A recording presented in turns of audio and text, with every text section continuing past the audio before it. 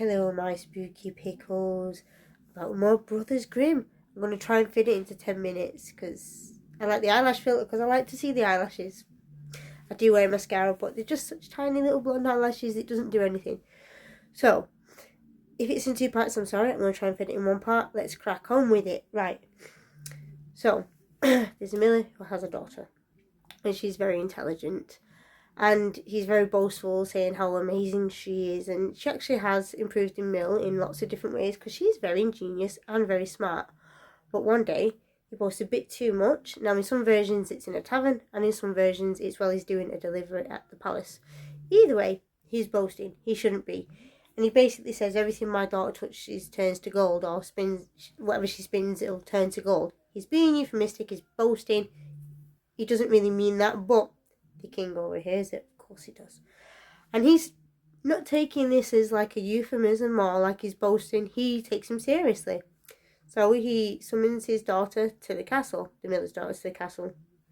And instead of the miller saying, I was being boastful, I was being euphemistic, he doesn't say anything and lets his poor daughter end up in the situation she ends up in, where the king locks her up. Some versions it's a dungeon or a cellar, and other versions it's just a cold dark room. And in this room there is a spinning wheel, a chair, and piles of straw. And now he locks her in the room and he says, if you don't spin this pile of straw into gold by the morning, I'll have your head. And what's she supposed to say? Even if she tells him, I can't do that, he's not going to listen. So he locks her in, she's crying, she's beside herself. What am I supposed to do? I can't do this, I don't have these powers. So she sat in tears, like an emotional wreck, thinking, I'm going to lose my head, literally. And then who appears? My lovely pickles, who do you think? Now, Rumpelstiltskin's very smart. He doesn't appear to people who already have power. He doesn't just perform magic tricks. He appears to people when they are desperate in their hour of need, and he gives them the illusion of control. So he comes to her. He says, oh, child, what's to do? What's going on? And she doesn't question this small person that's appeared in this locked room.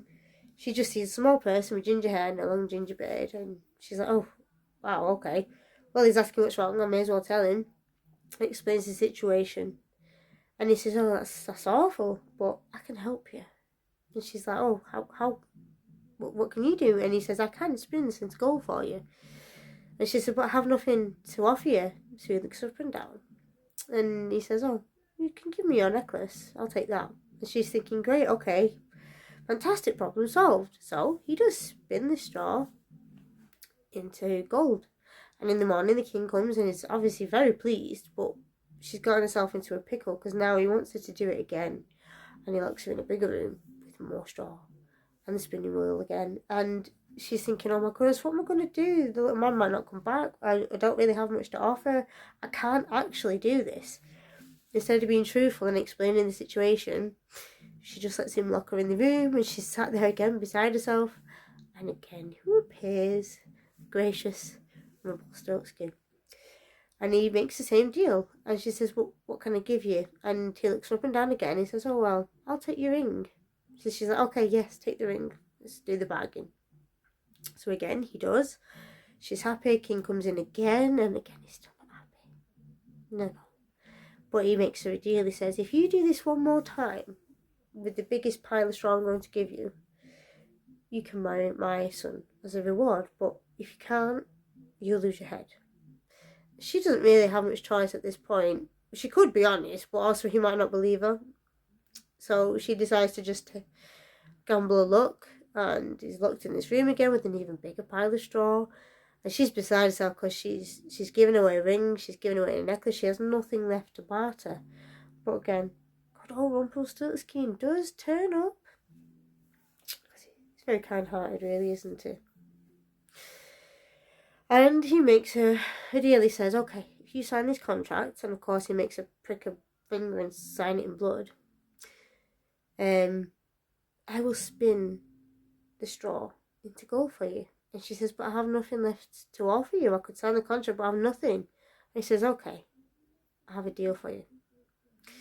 if you sign this contract and I spin this into gold for you, if you were to ever have a child, your firstborn will be mine. I get to take them. And she's just so desperate, she just signs it. Instead of trying to be truthful with the king and take a chance, she just signs it. She's desperate. So you just spin it all in time. So in the morning, the king comes, he sees the gold. He says, okay, you've done well, thank you. You may marry my son. And, you know, Rumplestiltskin isn't seen again until, of course, she ends up marrying the prince, becomes queen one day, and she's all happy until she has a baby. And it is playing on her mind, but she's trying to just hope he's forgotten. And a few weeks after the baby's born, she sort of thinks she might have got away with it. Who appears? My spooky pickles. Of course, it's Rumplestiltskin. He comes to collect, and he says, I'm here to collect the baby you offered me. And she says, please, please don't. And she begs with him. She says, I have the whole castle.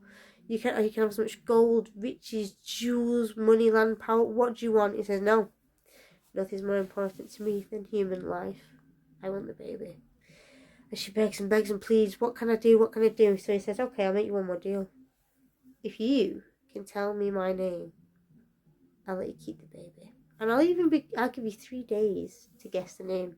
You can guess as many times as you want when I appear in the evening, at the end of each day. But if you do not guess correctly, by the end of the 3rd day that I come to ask you, the baby is mine. And of course she takes the deal, because really what choice does she have at this point?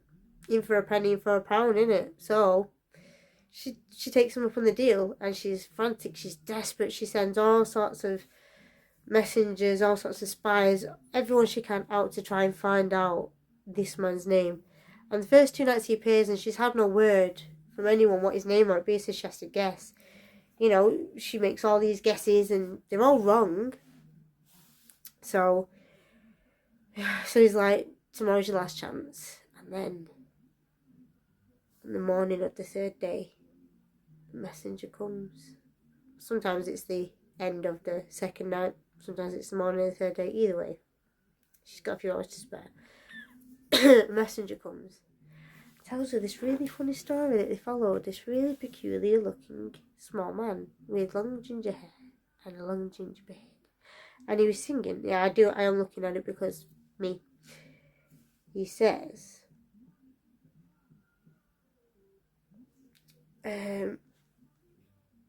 my spooky pickles, tonight my plans I'll make, tomorrow the baby I'll take, the queen will never guess my name, will never win the game, for Rumplestiltskin is my name. So, oh, thank God, yes, I've got it, it's Rumplestiltskin. So he comes on the 3rd night, and at first she guesses a few guesses wrong, just to sort of test him, and she says, Thadamus, you know, and all these very strange, peculiar names. And then she says, Rumplestiltskin. And he is so angry that he stamps a hole into the earth and disappears. There's a few different options of what he can do, but that's the most common one I can find in the Brothers Grimm. So she gets to keep a baby, and it's great and amazing and happily ever after. But the moral of the story, I believe, is there is great meaning in name and great power in names, which I'm going to do a whole video on. Also, the truth could have actually set her free. It's about being honest and truthful, and also not boasting. If she had told the king my dad was lying, like, she still might have got in trouble, or her dad might have, but she wouldn't have landed in that predicament.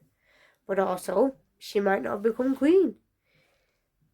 But it's always important to be honest, and like Rumpelstiltskin in the show says, all magic comes with a price. So before you make any bargains, really think through what you're doing.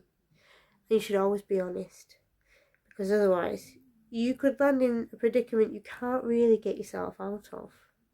And if you want me to go more into what I think the meaning behind Rumpelstiltskin is, or my thoughts and opinions, I'll happily do another video on that, but my time is running out. I hope you enjoyed the Brothers Grimm Rumpelstiltskin, my quick thoughts on it, and I'll see you all soon, my lovely spooky pickles. Toodly pips.